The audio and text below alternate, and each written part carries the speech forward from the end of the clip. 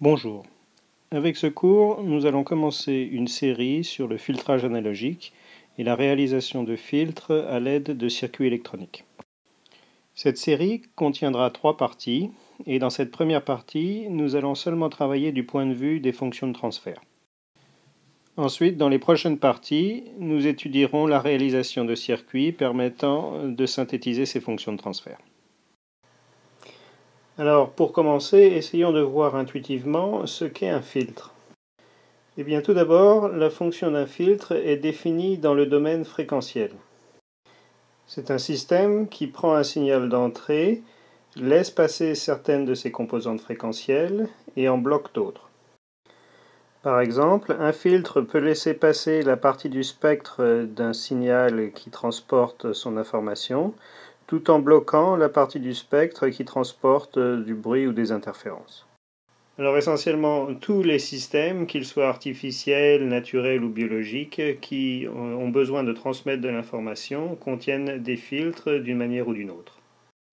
Alors, quelques exemples avaient été donnés au tout premier cours, par exemple concernant le nettoyage de signaux audio ou biomédicaux.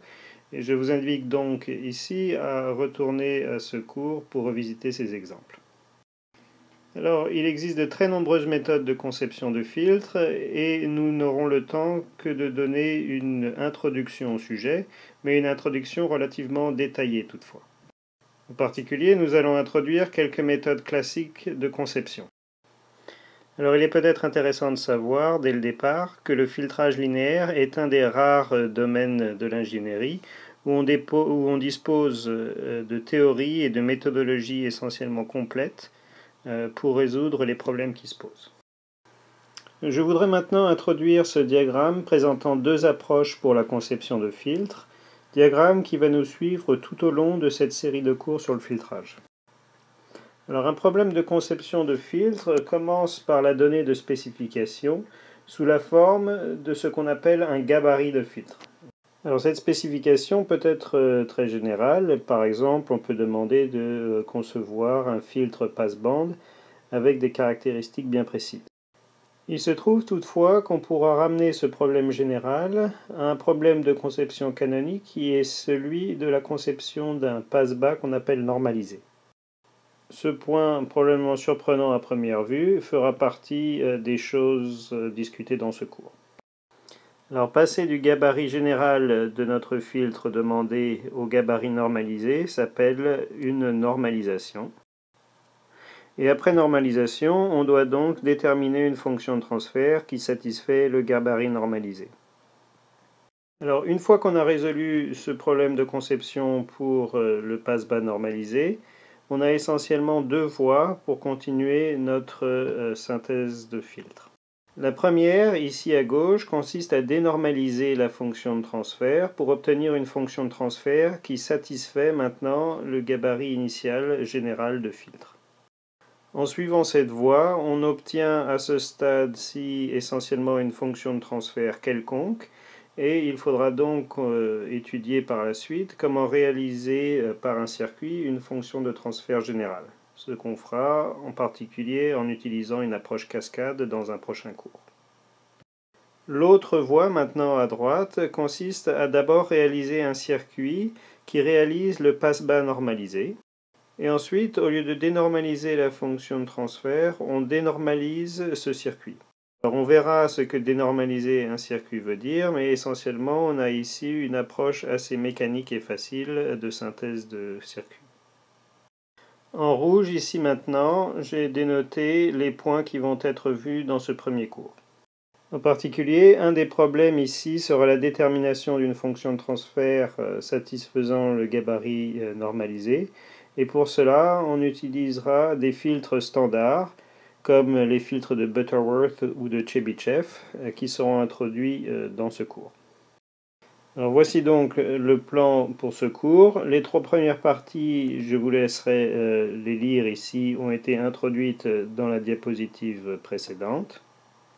Dans cette classe, nous passerons la plupart de notre temps à parler du gain ou de la réponse en magnitude de nos filtres, mais je profiterai aussi de cette dernière partie ici pour faire une parenthèse sur la phase des filtres et l'effet de distorsion associé. Parlons donc tout d'abord des types et gabarits de filtres. Alors tout d'abord quelques points qui ont déjà été mentionnés la dernière fois, mais dont l'importance justifie un nouveau rappel. Alors supposons que j'ai un système linéaire et stationnaire dont la fonction de transfert est dénotée ici grand G de S.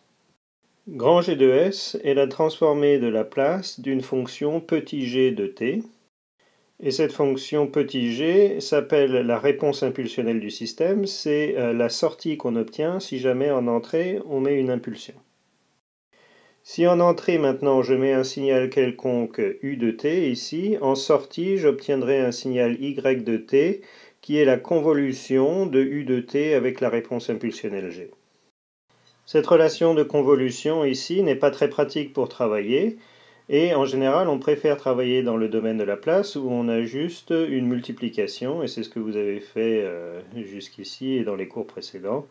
Donc la relation entre le transformé de la place du signal d'entrée et du signal de sortie est une simple multiplication par la fonction de transfert du circuit. Alors si je pars maintenant de cette relation et que je pose S est égal à J oméga, j'obtiens une relation entre les spectres des signaux, les spectres fréquentiels des signaux, qui est dénotée ici. Alors que veut dire encore une fois cette relation? Eh bien tout d'abord, si je pars du signal U de t et que je prends sa transformée de Fourier, c'est-à-dire sa décomposition fréquentielle de la forme intégrale de U de j oméga exponentielle j oméga t, et que je cherche la représentation de Fourier du signal de sortie, la relation entre les deux est donnée ici par cette multiplication par la fonction de transfert évaluée à j oméga, ceci pour chaque composante fréquentielle oméga. Un cas particulier de cette relation est celui du régime permanent sinusoïdal où tous les signaux U et Y ont une unique sinusoïde. Donc sont caractérisés par un unique nombre complexe, U de j oméga et Y de j oméga, qu'on avait appelé phaseur. Alors pour le filtrage, maintenant, on ne s'intéresse pas à des signaux d'entrée qui sont des sinusoïdes purs, mais qui sont des superpositions générales de sinusoïdes. Le contenu fréquentiel du signal d'entrée est décrit ici par la transformée de Fourier, et un filtre G permet de laisser passer ou d'atténuer, voire de bloquer complètement certaines fréquences du signal d'entrée pour obtenir un signal de sortie désiré. Donc comme vous le savez, depuis que vous avez étudié la réponse en fréquence d'un système et les diagrammes de Bode, cette relation ici de multiplication de nombres complexes s'écrit d'habitude sous la forme de deux équations, une qui relie les amplitudes et une qui relie les phases des signaux d'entrée et de sortie. Alors pour ce cours sur le filtrage, on va plutôt s'intéresser à la relation sur les amplitudes, qui est la plus intuitive. Il se trouve que la relation sur les phases a aussi de l'importance en termes de distorsion créée par un système, et on abordera brièvement ce sujet. Alors cette diapositive avait été présentée dans le cours précédent, et je ne vais y revenir que très brièvement. Je vous invite à revisiter le cours précédent. Ici, on a un signal d'entrée qui se trouve être périodique. Pour les signaux périodiques, le spectre est discret. Donc on a un U de j oméga 1, U de j oméga 2 et U de j oméga 3, où on a représenté en tout cas l'amplitude ici. Et on regarde l'effet de différents filtres. Donc on a tracé ici des filtres essentiellement idéaux. On a tracé ici l'amplitude de la fonction g de j oméga. Okay. Donc on a un filtre passe-bas dont l'amplitude est 1 à basse fréquence, un filtre passe-haut qui laisse passer les deux composantes U de j oméga 2, U de j oméga 3, un filtre passe-bande et un filtre coupe-bande. Et on avait discuté ici la dernière fois leur effet dans le domaine temporel en termes de laisser passer ou d'enlever certaines sinusoïdes. Alors, dans le cours ELE 2611, on étudie le filtrage que du point de vue analogique et pour des signaux analogiques, c'est-à-dire continus dans le temps. Alors il faut savoir qu'aujourd'hui, la plupart des fonctions avancées de traitement du signal sont plutôt implémentées sous forme digitale, parce que les processeurs permettent des implémentations plus flexibles et de meilleure qualité en général. Toutefois, le traitement du signal et l'électronique analogique restent des domaines très importants qui vont continuer nécessairement à être utilisés du fait que les signaux physiques vivent dans le domaine analogique. Ces signaux physiques, qu'ils soient des sons ou des ondes électromagnétiques, avant de pouvoir être traités numériquement, vont devoir être échantillonnés. Donc, comme on l'avait rapidement discuté au premier cours, quelques exemples de systèmes qui contiennent des filtres analogiques sont certains étages des systèmes audio et vidéo, les convertisseurs analogiques digitaux ou encore les équipements d'instrumentation biomédicale en général. Alors, du point de vue du cours, maintenant, un filtre est essentiellement un quadripôle que j'ai représenté ici. Comme vous le savez maintenant, un quadripôle a deux variables indépendantes et deux variables dépendantes, donc en général il doit être représenté par une matrice. Toutefois, pour nos applications en électronique, en général on va simplement s'intéresser à la relation entre la tension d'entrée dénotée VI ici et la tension au port de sortie dénotée VO. Et en particulier, je dénoterai ici H de S, la fonction de transfert entre VI et VO. En pratique, effectivement, les quadripôles filtres travaillent sur les tensions plutôt que sur les courants. J'ai aussi rappelé ici encore une fois la relation qui nous intéresse pour le filtrage, qui est cette relation entre les spectres des signaux d'entrée et de sortie. Alors, vous avez déjà rencontré par le passé les principaux types de filtres que je rassemble ici sur cette diapositive. En général, on classe les filtres suivant l'allure de la magnitude de leur réponse en fréquence. Alors j'ai représenté ici des réponses idéales. Tout d'abord, celle d'un passe-bas qui est constante à basse fréquence jusqu'à une fréquence de coupure ωc, puis 0 au-delà de ωc. Un passe-haut idéal, lui, a une amplitude de 0 en dessous de la fréquence de coupure ωc, puis constante, typiquement 1 au-dessus de ωc.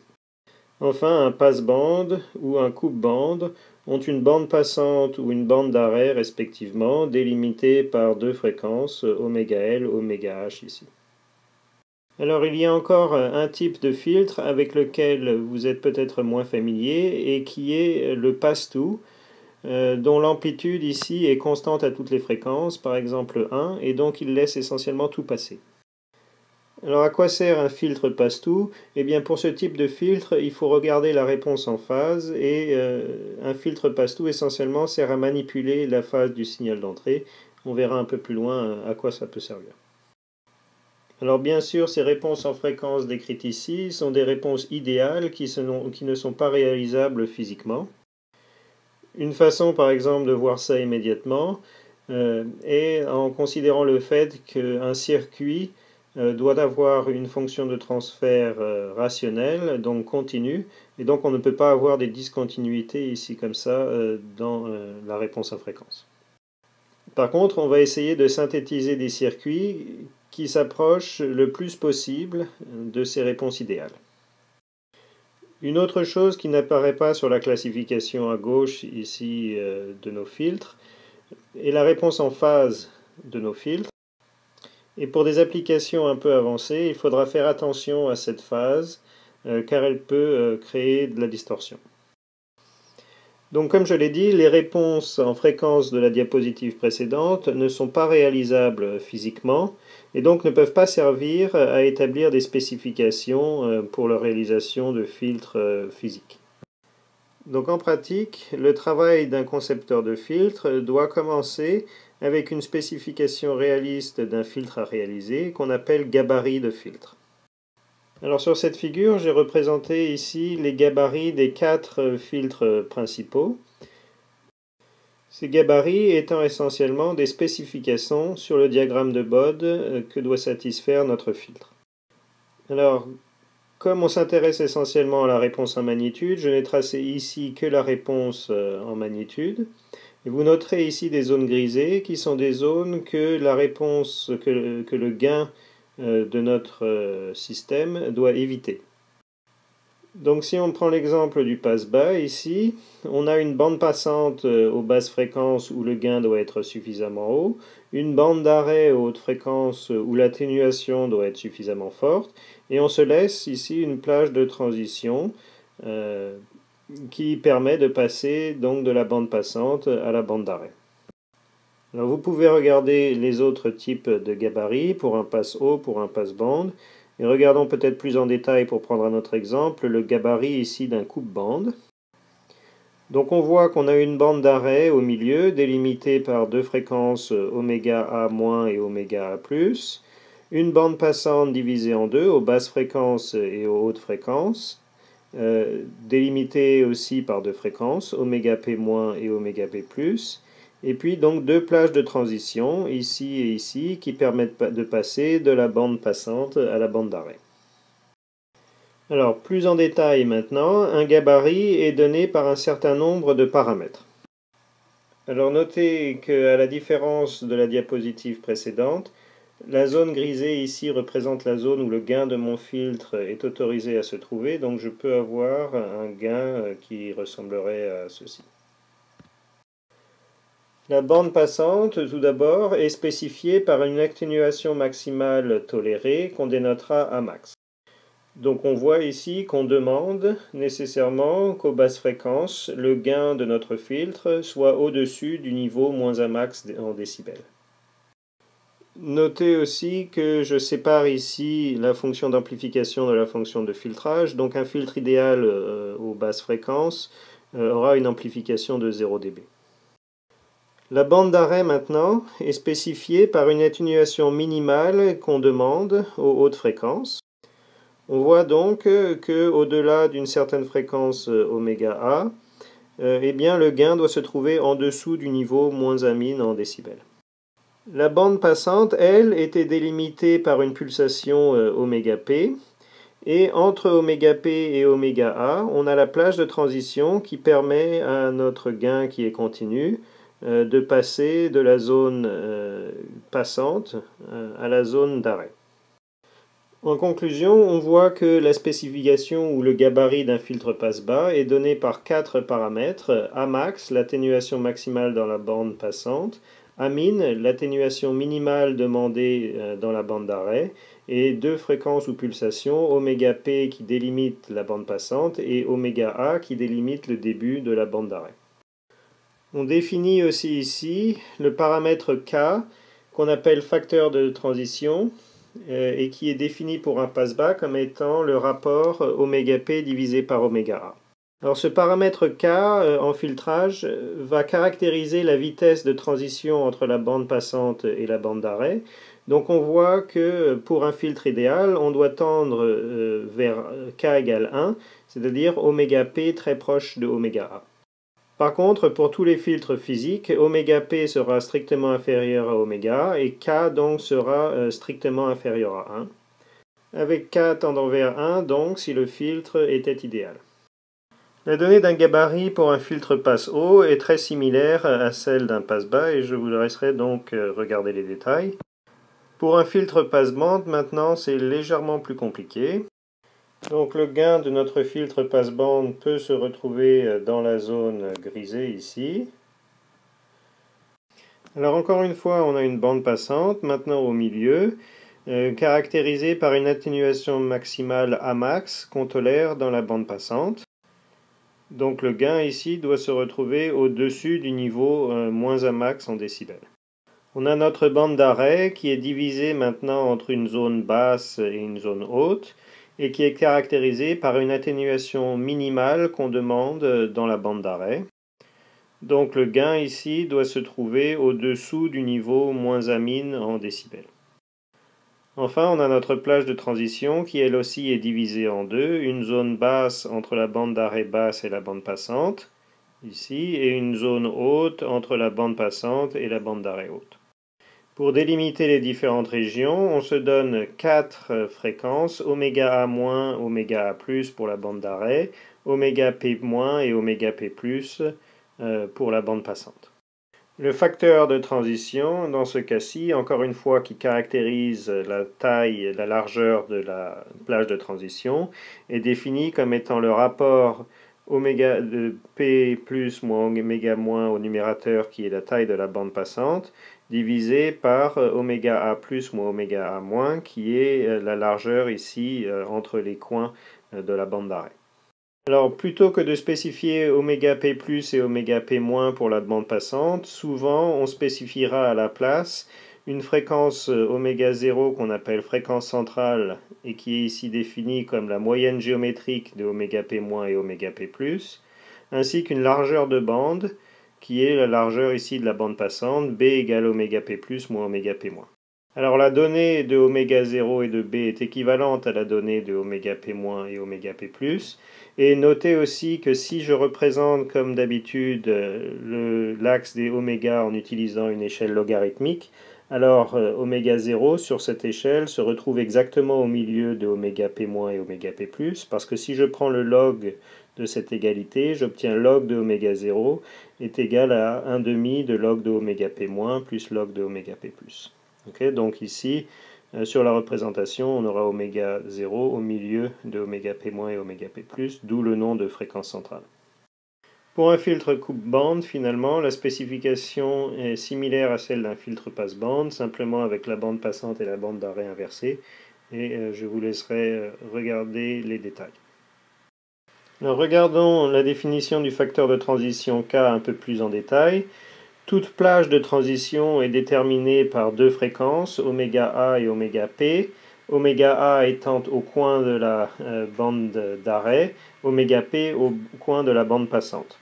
Le facteur de transition K sera défini de telle façon qu'il sera toujours inférieur à 1 et que quand il s'approche de 1, on obtient une transition plus rapide.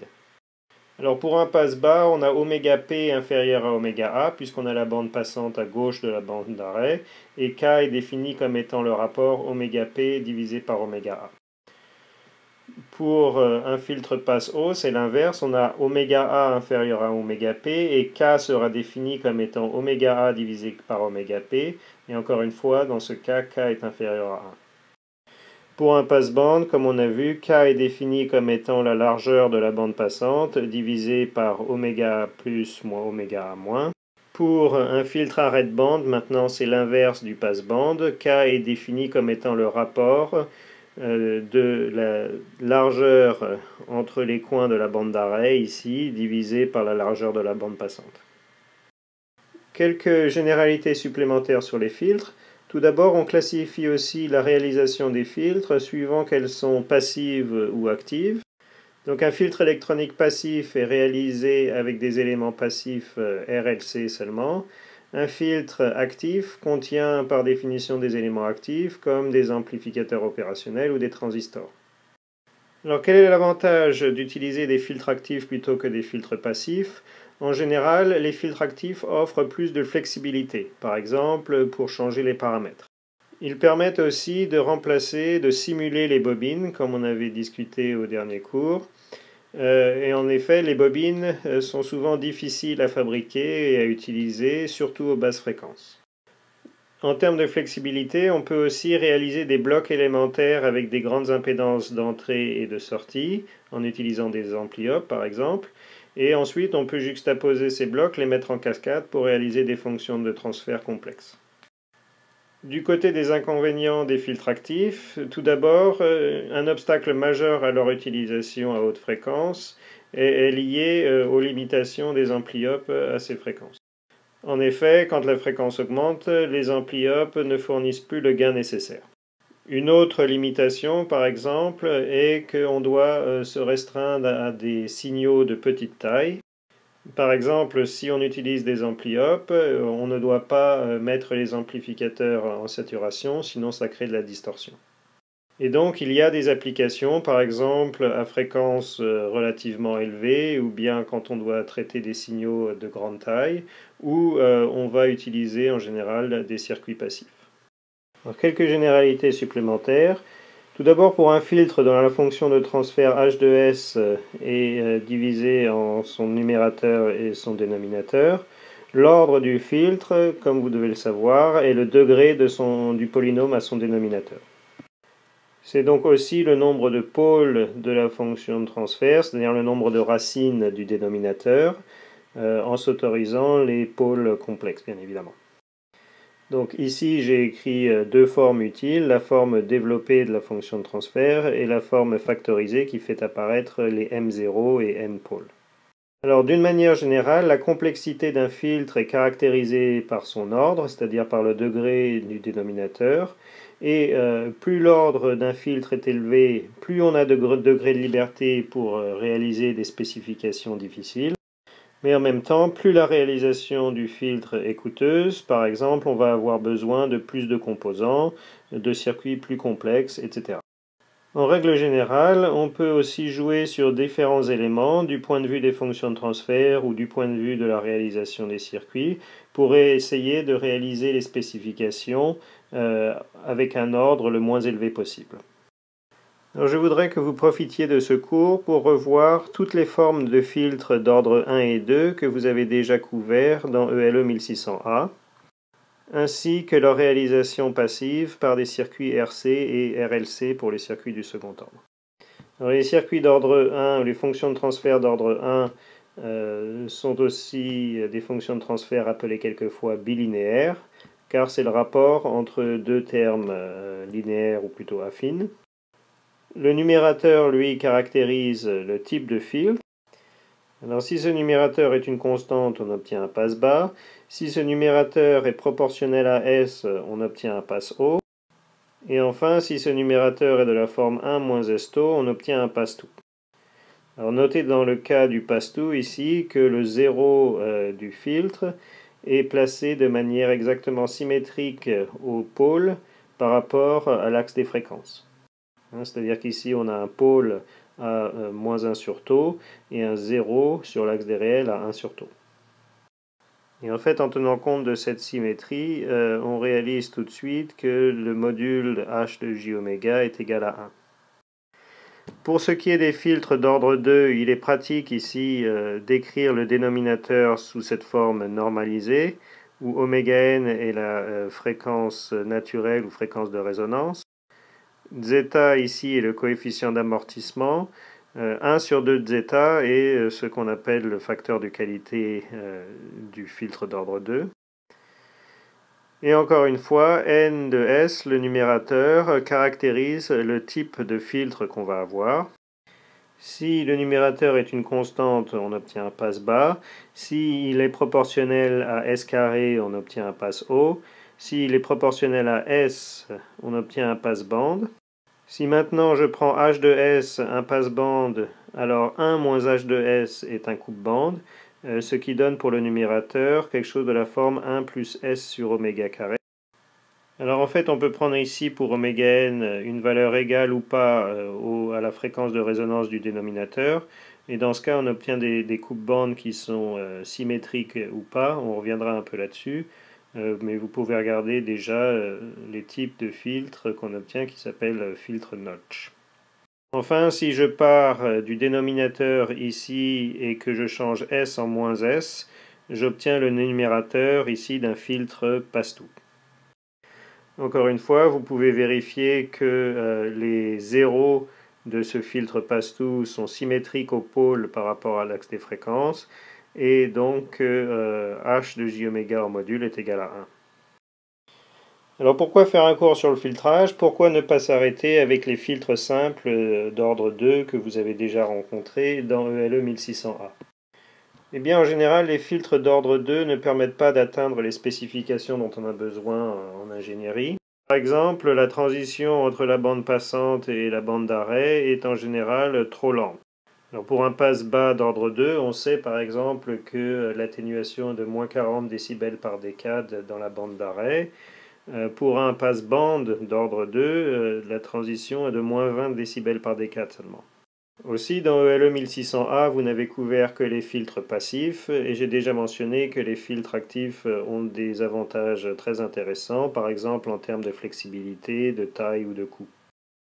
Il n'en reste pas moins que les fonctions de transfert et les circuits d'ordre 1 et 2 sont très importants et vous devez les maîtriser absolument. Une des raisons étant qu'une approche très populaire pour fabriquer des filtres complexes est de mettre en cascade des filtres d'ordre 2 ou 1. Donc en particulier, vous devez bien maîtriser la forme normalisée des filtres d'ordre 2, la notion de facteur de qualité, la position des pôles, etc.